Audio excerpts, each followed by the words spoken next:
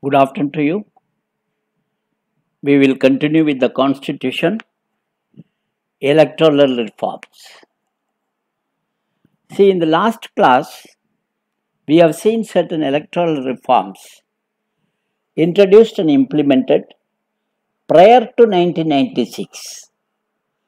See, the 1996 is very crucial because after 1996, number of reforms, especially VP Singh government, on the basis of the recommendations of Dinesh Goswami committee, many reforms were carried out. So that we will see later. Now, prior to 1996, what were the electoral reforms that we have seen in the last class? In continuation, we will see the rest of the reforms carried out prior to 1996. During 1996, after finishing this, we will come. That during 1996, VP Singh government, on the basis of the Dinesh Goswami committee recommendation, he had introduced a lot of reform. That is important, that we will come later. First, we will finish prior to 1996, what were the important electoral reforms? Number one, the number of electors required to sign as proposers in nomination papers for elections to Rajya Sabha and Legislative Council was increased to 10% of the voters or 10, whichever is less. So this is the first reform, remember, prior to 1996. Then on March 15th, that is 15th March 1989, a provision was made for the use of electronic voting machine by amending RPA 1951. What is the amendment carried out? RPA 1951. What for? That provision made for the use of EVM when the decision taken 15th March 1989. EVM first time was used on experimental basis in 1998. When it was used experimental basis, 1998. In selected constituencies in the election to assemblies of Rajasthan, Madhya Pradesh and Delhi. This is the second point, use of EVM. When? 1998. Second point you should remember. Third, in 1989, again remember, prior to 1996. In 1989,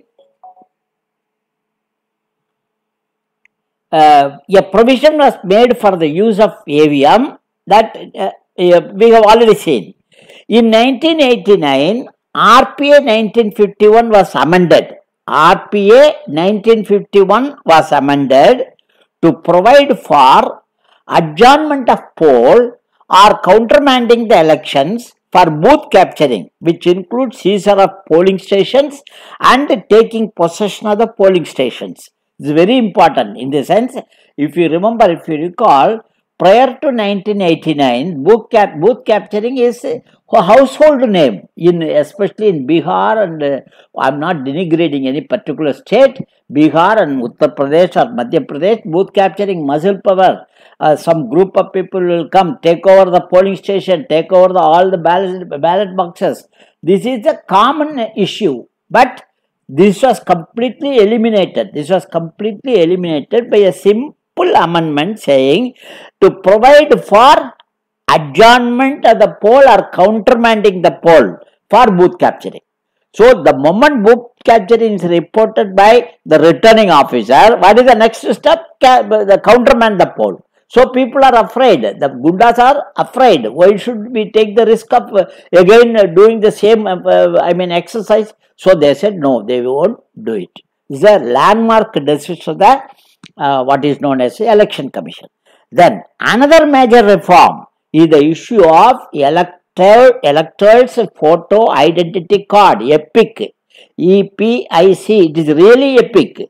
That is electors photo identity card. What is the purpose?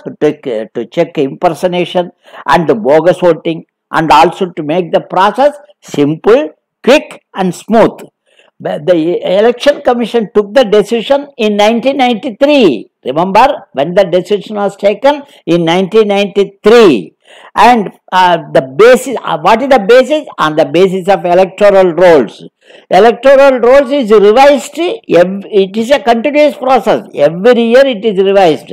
And as on 1st January of each year, the persons who have attained 18 years will be enrolled, will be included in the list. On the basis of their this electoral roll, the epic will be prepared, and it will be delivered to the person. So this is a continuous process. There is, even now it is an online, the transfer of name or transfer of residence, etc. are done in the online. So this is a continuous process, except a brief period between the last date of filing nomination and completion of election process. Only this period, the revision of electoral rolls and addition or deletion is not taking place. So this is another third landmark decision. Now we are coming to 1990 and 96. That is, there are certain reforms recommended by Dinesh Goswami Committee appointed by VP Singh government in 1990. These were implemented in 1996. The recommendations were 1990. Which government? VP Singh government. Whose recommendation? Dinesh Goswami recommendation. When it was implemented? 1996. What are those? Number one, the contesting candidates were grouped into three. Number one, the candidates of recognized political parties. First is recognized political parties. Now, another is the candidates of unrecognized political parties. Second category. Third category, other independent candidates. So, three categories: recognized political parties, not recognized, unrecognized political parties, and third is independent candidates.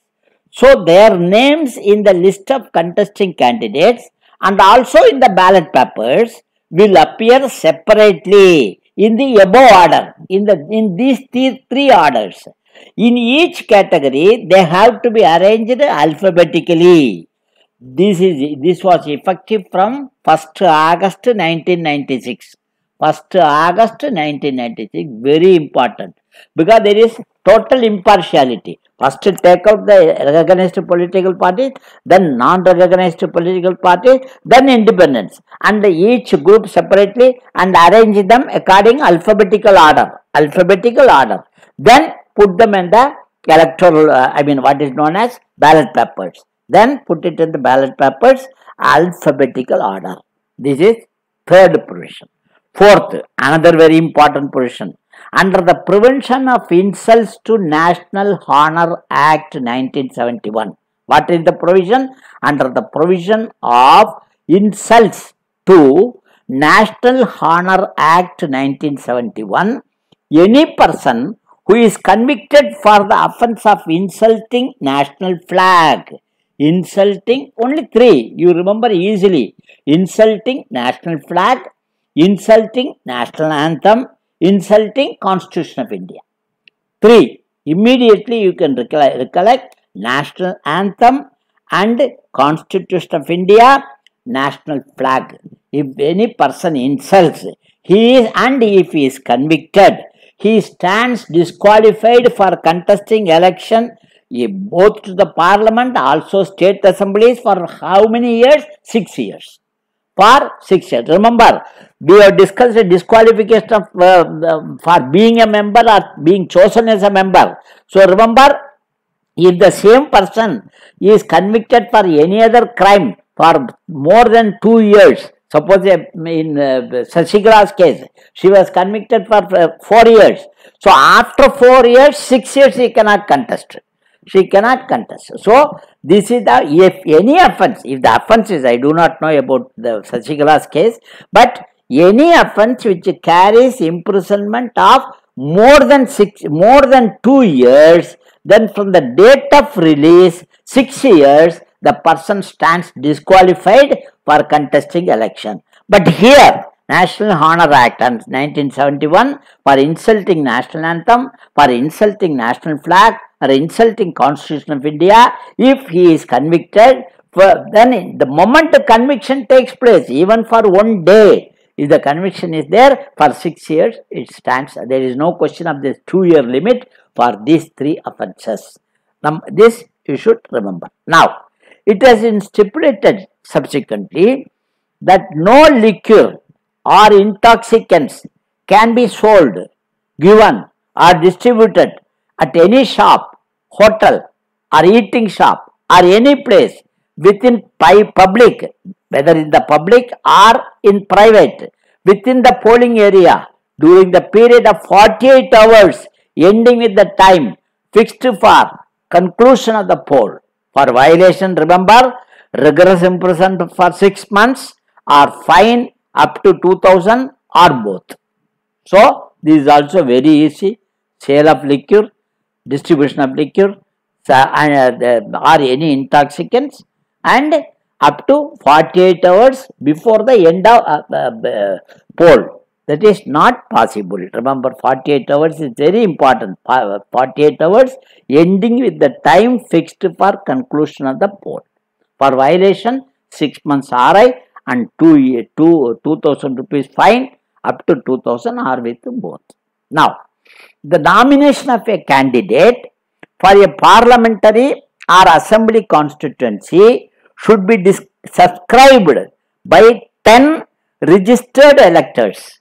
For 10 registered electors of the constituency as proposers, 10 electors, 10 persons who have been registered in the electoral roll, they should support, they should propose if the candidate is not nominated by a recognized political party.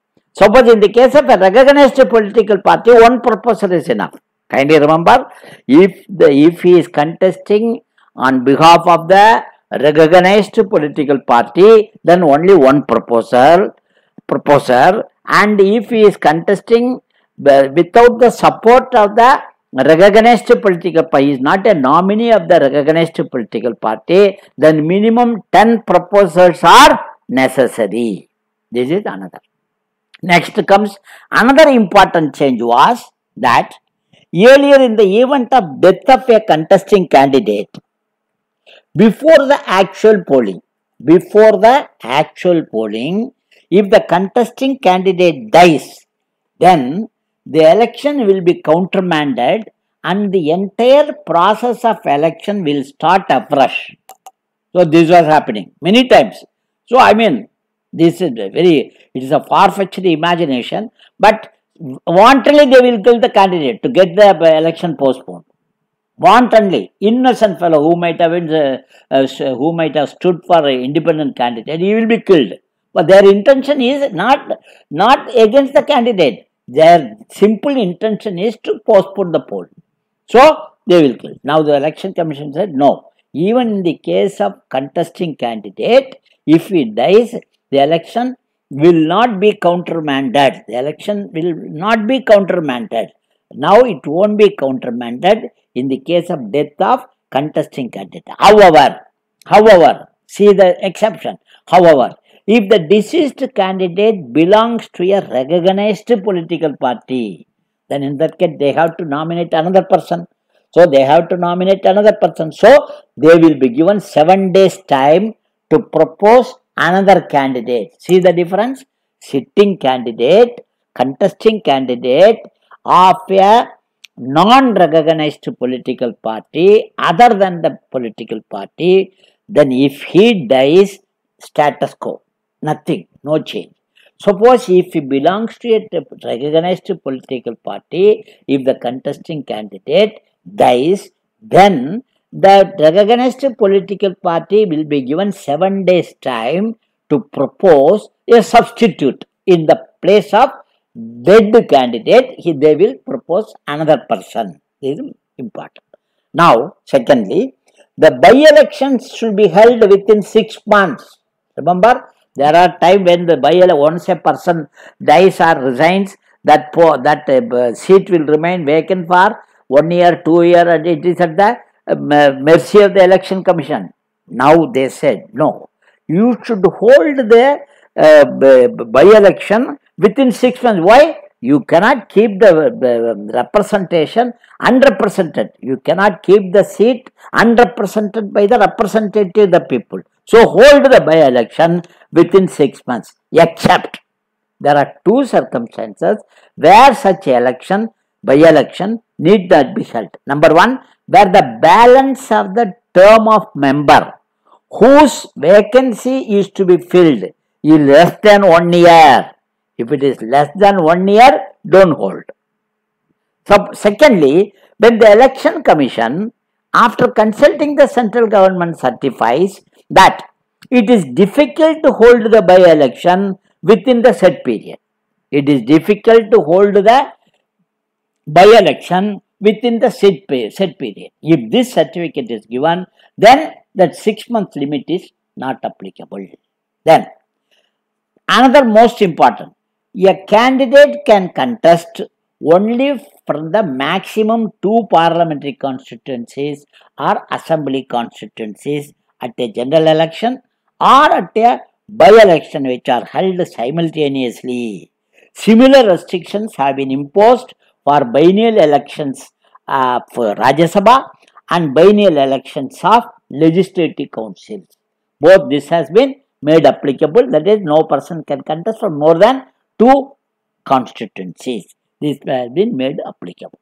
Then comes what is known as the registered voters employed in any business, trade or industry should be given paid holiday. Paid holiday under Negotiable Instrument Act, they are entitled for a holiday on polling days. This applies to even daily wagers. Even daily wagers. Any employee who is working in any business or trade or industry will be given paid holiday. That is very important. Paid holiday including daily wages on the polling days. Suppose, however, if the employer violates this rule, he will be imposed a fine of rupees 500. However, this rule does not apply in case of a voter whose absence will cause very substantial loss and also which may cause danger. In these two circumstances, the exception is given. Very important point. Second is, entry into the neighborhood of polling station with any kind of arms is a cognizable offence. Cognizable offence under Arms Act, and it is punishable with 2 years imprisonment. However, this does not apply to the returning officer or presiding officer or any police officer appointed to maintain peace and tranquility at the polling station. At the polling station, this is not, if they are employed to protect the polling station, then in this rule does not apply. Another point, very important, the minimum gap between the last date of withdrawal of nomination and the polling date reduced from 20 days to 14 days. 20 days to 14 days. I think this we have already seen. And the rest of the things we will see tomorrow. Thank you. Thank you.